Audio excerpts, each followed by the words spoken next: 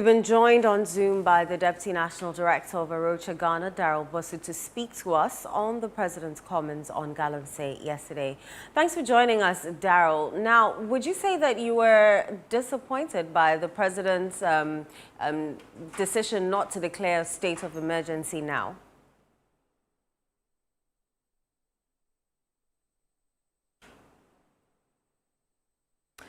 Daryl, it seems you've muted yourself. Could you unmute so that we can hear you? Yes, go ahead now. Okay.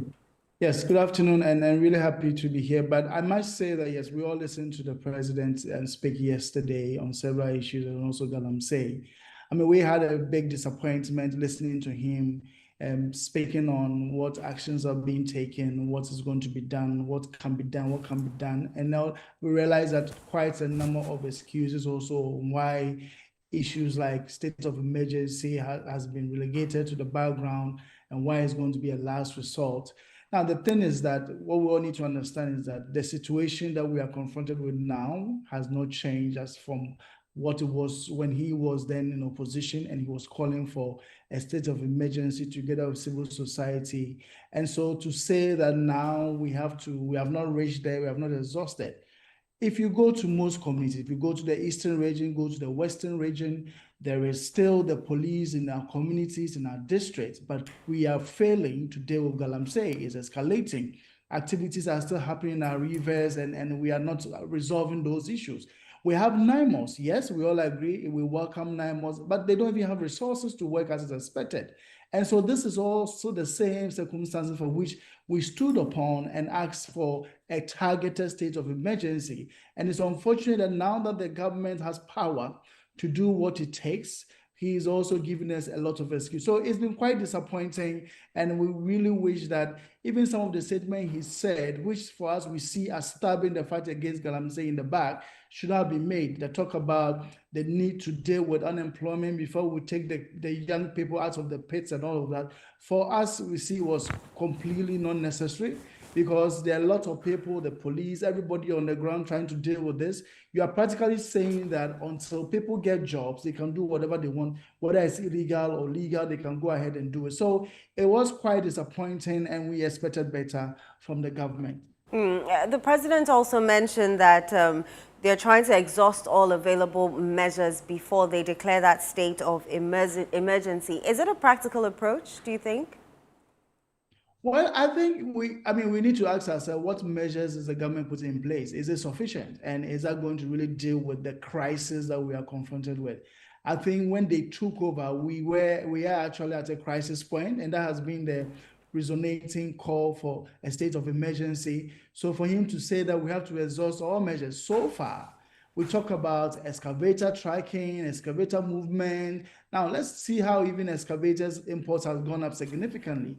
There are also people still in the field, in the bush, still digging away, some in our rivers, digging away. Nothing is improving. So we really don't know what it means by exhausting all the avenues available to us. The previous administration had the same. It was still the same situation. Nothing has changed. We have the solutions at hand, but we are not implementing them.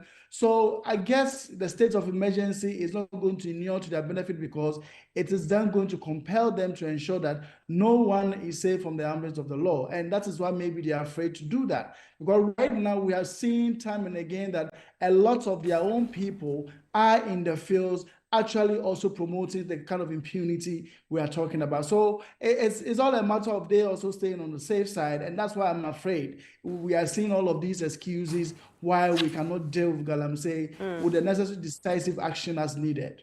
What alternative strategies can the government, adopt, since it seems that all the effective or the current strategies that government has adopted has failed? I think right now, when you talk about alternative, we have shared all of this. What is missing in all of this is leadership. We need a much more decisive leadership. That is what we need.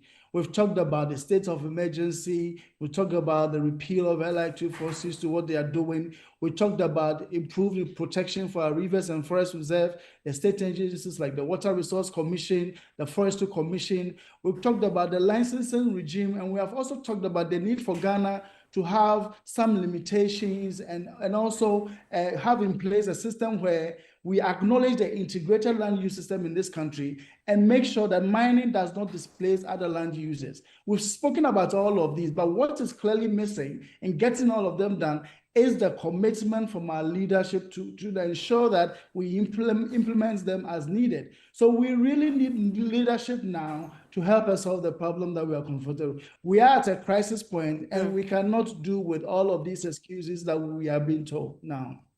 Daryl, thank you so much for speaking to us here on Channel One TV.